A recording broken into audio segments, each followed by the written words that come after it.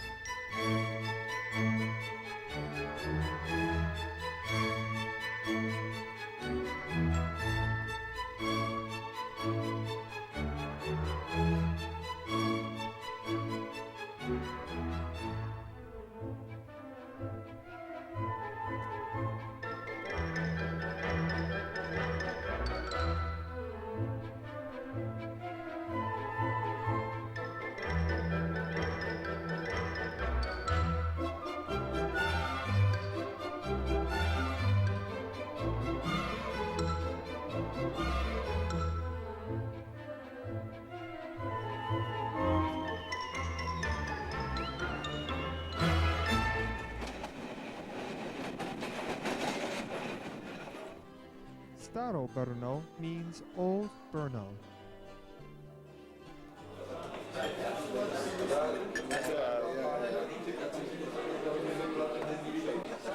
We're in the Moravian capital of Brno, and this is their own brewery, Staro Brno.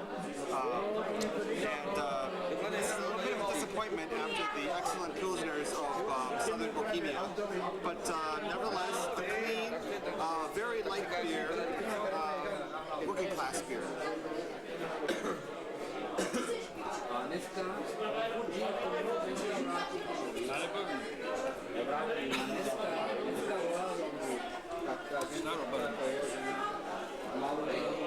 says it's 12 degrees. I don't know where about 6 of them went.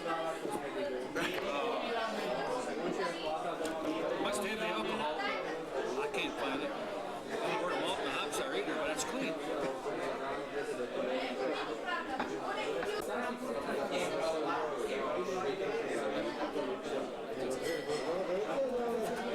It's like goose head.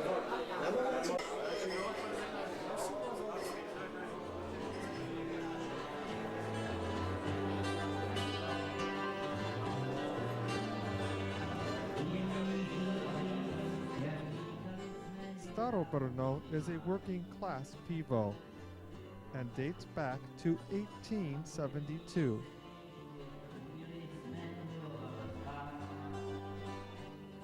Krušovice comes from a country brewery in western Bohemia.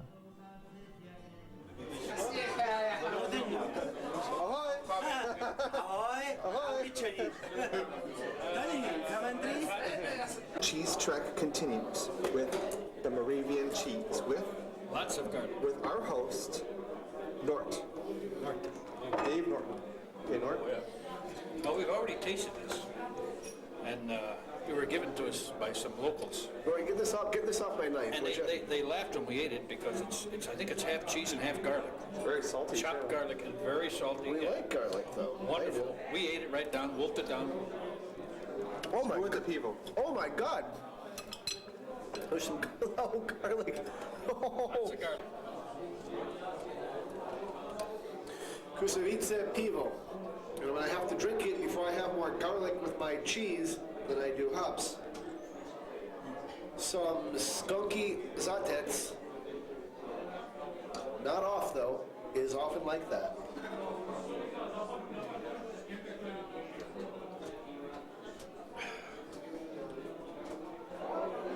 Might be a little bit of corn in that one. Not a well-rounded beer. It's a decent drinking beer. You can drink a lot of it. An unremarkable beer, though. I think I'll have some more garlic. What would Jeff eat today? I disagree with Jeff totally. I think any beer that can put up with his cheese is pretty damn good beer. Yeah, I think you have the sour burn. I'll get to him. Yeah. I get that spicy hop aroma, maybe a little skunk, but very little. I get some malt in there, and I get lots of hops in the taste. Enough hops and some malt to put up with that cheese. I think it's a pretty good beer. Dobro večer. Good evening. This is our first beer in Moravia. Second. Okay, our second beer in Moravia. Our first Dobre beer in Moravia. And this is from the brewery Krušovice. And That's what we said. yeah, what they said. Krušovice. That's what Norton said.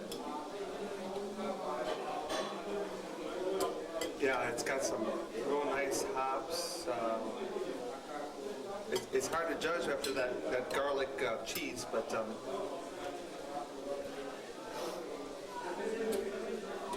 really hoppy up front, and then a kind of a nice small top finish. It finishes clean like any good Pilsen. Yeah, this is definitely the one to get, not the other. Yeah.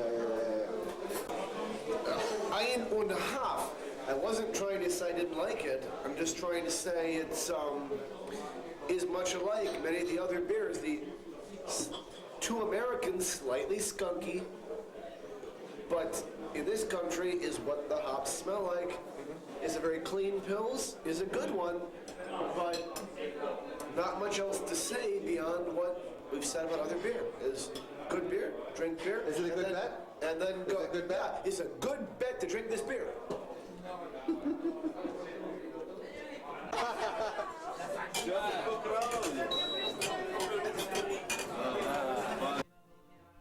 The Krušovica brewery dates back to the 16th century.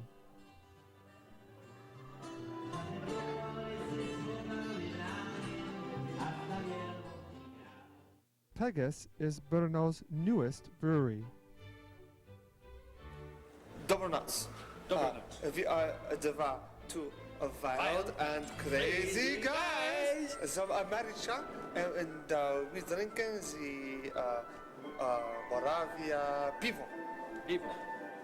There. Pivo wat. There. Where you drink it, yeah. Pegas pivovar. Gestatten Brewery. Gestatten Brewery.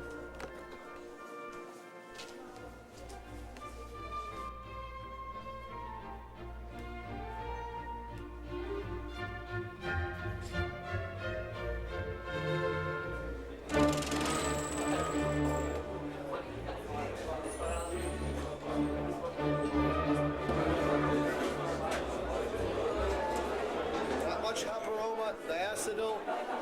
Oh, big time diacetyl taste. I want to be kind, but is not good Czech beer. Nice place, nice place.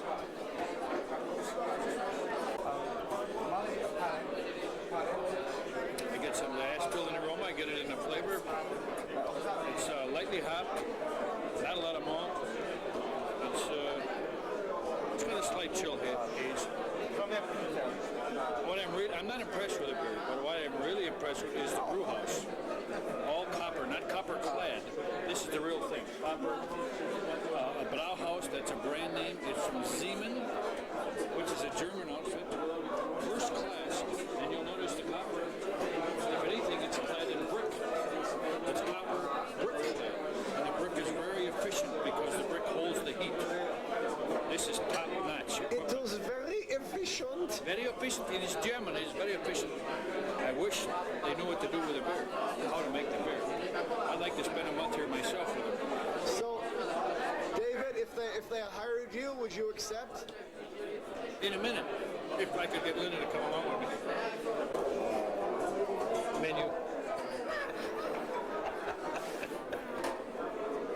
Okay, we're drinking the Tomave Pivo in the brew pub here. I guess brew pub. And we've got an argument going here. And I'll tell you what it is. I can smell it, and I can taste it. Diacetyl, big time. But this particular beer has a lot of roasted grain flavor in it. It's very malty. It's got a fair amount of hops underneath all of that. It's kind of boosting it up. It's like a living raw, cross-living, whatever you want to call it. That hops is keeping it up there. Okay? And Jeff's trying to hold himself because he knows he wants to slam me, but that's okay. That's all right. Nine. The big argument is whether the diacetyl belongs there. That's the big argument. I think this is a porter. We have had some Tomave Pivo. I am not convinced we've had enough to say that diacetyl belongs. So what I say is we must explore the beers of Moravia, the Tomave Pivo, more. I like it, but I don't think I've had enough beer to say that the diacetyl in this beer is to style. But I do want to point out, I like this beer in the Czech Republic, and I would not tell a brewmaster they're out of style. Oh. This is Moravia. Yeah. So yeah, Pritel Jeff doesn't get his ass kicked. We are in Moravia, not Czechy. Tomave Pivo, the Pekis Pivovar, and it has very, very heavy diacetyl. And it's the third beer we've had with this very heavy diacetyl, which usually is not desired in a beer, but it leads me to believe that it might be a part of a style that we find here in the Czech and Bohemia, Moravia, Slovakia. So it could be a style. It could be part of it. I don't know. I haven't had enough beer. Maybe we should ask the Braumeister. Drink more beer. Okay, we're talking about the diacetyl in these beers. I don't know if everybody understands what diacetyl is. Tell us what diacetyl is, Dr. Nort. Right. Diacetyl is usually occurs. It's a function of the yeast. When you're fermenting a beer and you chill the beer too quickly, or you transfer the beer before the yeast is done. Either way, the yeast either drops out or you transfer it away from the yeast. You have diacetyl in the beer. The yeast will pick up that diacetyl if you leave it there long enough. If you do not, it leaves it in the beer and it's there forever. Through all, whenever it's an ale or a lager. Forever. The only other explanation is that diacetyl can be a contamination product. That's very unusual. So what we're seeing in these beers is a high amount of diacetyl, but it's usually in the darker beers, not in the lighter beers. Darker beers can take some diacetyl because they have more flavor components to them. A little too much is not good. And in lagers, it's very unusual. A light lager, there should be no diacetyl, ever. That's out, kaput. Dark lagers, it's a little, how could I say, not quite so clear, but still, there shouldn't be much. But we're seeing it in these beers. Geez, Dr. Norton. Wait, Dr. Norton, wait, I forgot something. Do I look more studious now? Ja, eins, zwei, zweimal.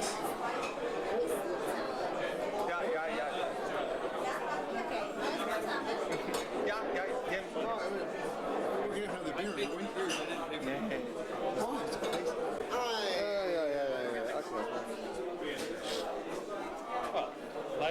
benefits all there. Not in the true style of a wheat beer. It's unfiltered. It tastes good right now. It's drinkable. I like it. I think we all like it. It's not true to style, but who cares? Dobry večer. Good evening. We're still at the Pegasus Brew Pub, and we found out they had a Weissen beer, a Weissen Pivo. Anyway, different beer. It has a nice malt character. I think it actually lacks some of the wheat. Just what they said had the other characteristics.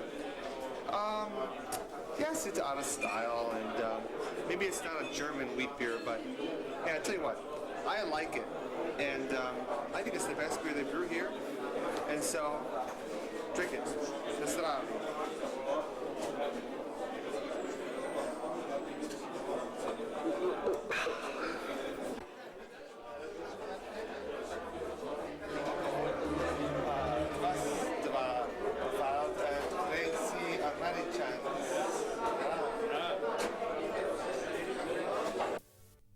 The Pegasus Brew Pub is located in Brno's historical center.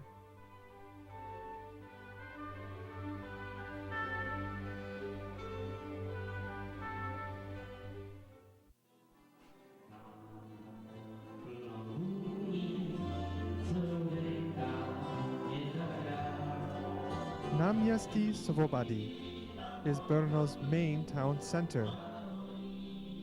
It is alive with statues and churches and museums, open markets, and pivovars.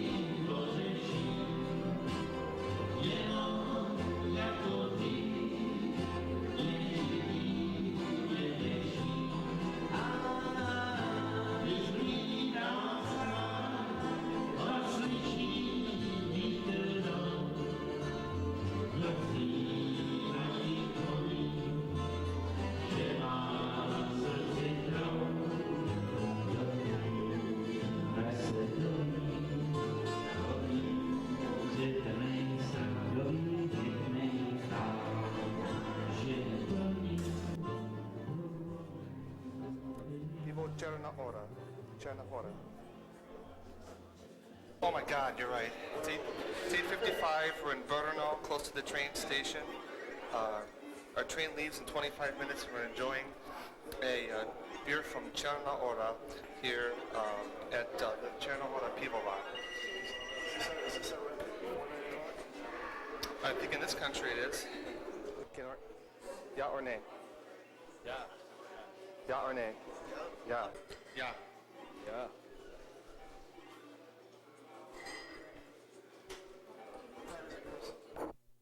They had pivo to go, so we took a few bottles for the long trip to Bratislava. Czarna Hora means Black Mountain and comes from a small Moravian brewery.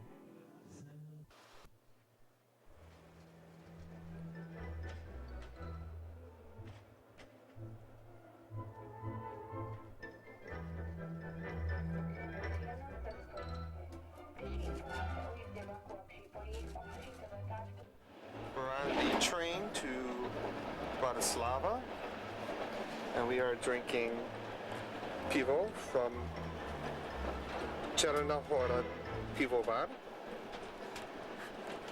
And here's the beer trackers. As you can see, it's pretty light in color. Oh, but not light hop aroma. Very light in body, but not light in hop flavor. Reminiscent of the northern German styles to be. Very nice beer. Right, Northern German styles minus a little bit of malt. If you're a hophead, this is your beer. Big hop aroma. Hops really get to you right now. How to pour a Pilsner pour on a train to Bratislava. Very carefully. Up and down, up and down. Oh, see? Right near the end.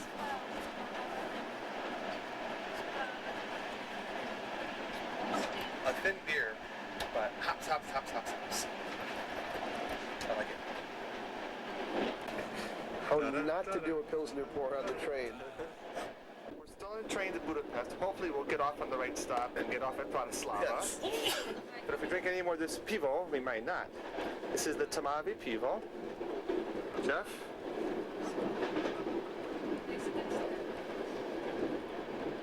That's some chocolate malt in the aroma.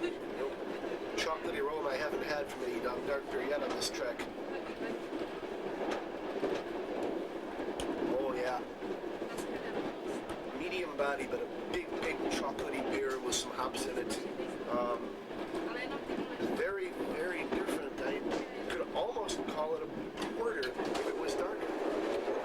I get chocolate and malt, sweet malt in the aroma. By the way, this camera's shaking not because I've had too much beer, it's because I'm on a train. I understand.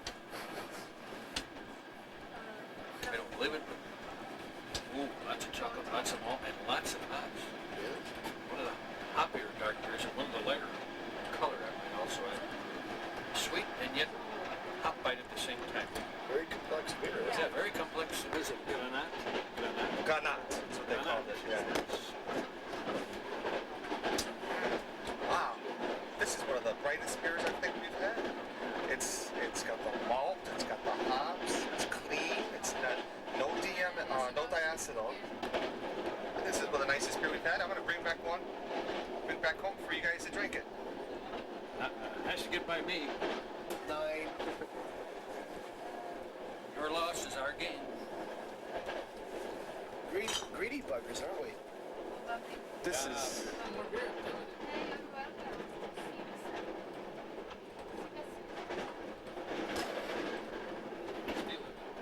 okay. This one. You said it. I said it too loud. Security camera. Okay, anyway, this is the Czech and Slovak Republics. Don't look at the thing at the top there, see? I changed it, okay? Czech and Slovak Republics. And we were just Wait. here in Brno. We have crossed our favorite country, and we have not yet sang its national anthem. Since we have crossed our favorite country, We have crossed the border between the Czech and Slovak Republics we will now sing the national anthem of our favorite country. of our independent state of Poland, which was lost in the Polish Revolution. We have now joined forces with Moravia to become Moravia to become independent, united state of Poland. We shall now sing the national anthem. Go for it.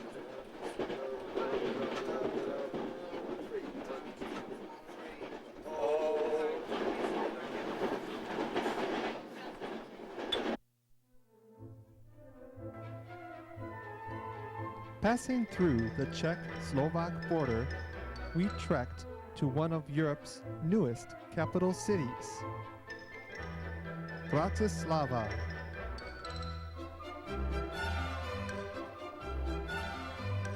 This great city now has two different sides. One, attractive Habsburg Baroque. The other, Eastern Bloc metropolis.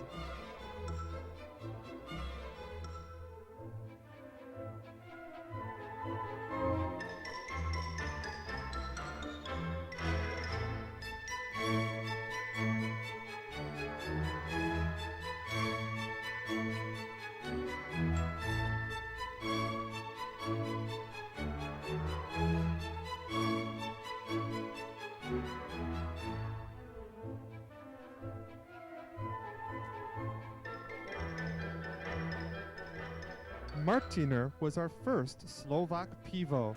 Okay, this is Martiner pivo from Martin, which is in northern Slovakia, and this is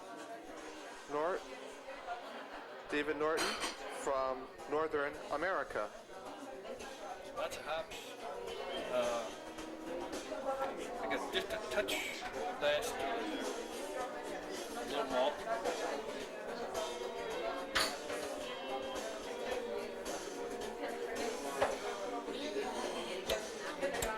Boy, this is very carbonated.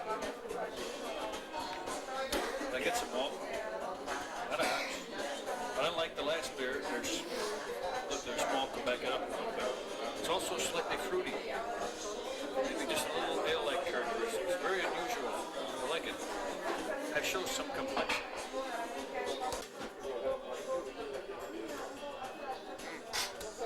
This is North's right. It's a complex beer. The nose shows it might be just a little bit stale, but the hops definitely make up for that. And it's very complex, different levels of fruitiness and malt and hops. I think the hops are definitely the dominating character. Bratislava's most famous pivovar is the great multi-story beer hall Stara Sladovnia, the old malt house. Do you think we can get a seat? Can we get a seat? I don't know if there was 1,598 people. Norton's got to stand up. Unfortunately, capitalism has made its mark, turning this once great beer hall into a casino. Taking a gamble on good beer, we trekked on to Bratislava's own local brewery, serving a rowdy crowd of local drinkers. Pivovar Bratislava. Pivovarski Bratislava. It's right next door. Some hops in the aroma. Some malt, not a lot. Some hops in the taste. A good session beer. Kind of hard to tell from the pollution. To go along with what Jim said, there may be a little more in here, a little sugar. Well, the real name of this, I found out, is Dan Ubis, just like the place we ate. Dan Ubis, people, 12 degrees. Very effective. I think it by the noise in the background. There's a lot of singing just before the camera. This is a session where thumbs up.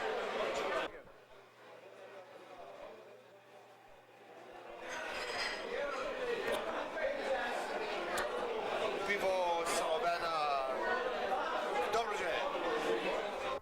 Now this was an authentic Slovak pivovar. So ends our beer trek of the great brewing nation of the Czech Republic and Slovakia. From Bohemia to Moravia to Slovakia, the pivo and the people were dobrze. Dziękuję for watching, and prosím pozor for the next episode of Beer Trek. Na zdravia!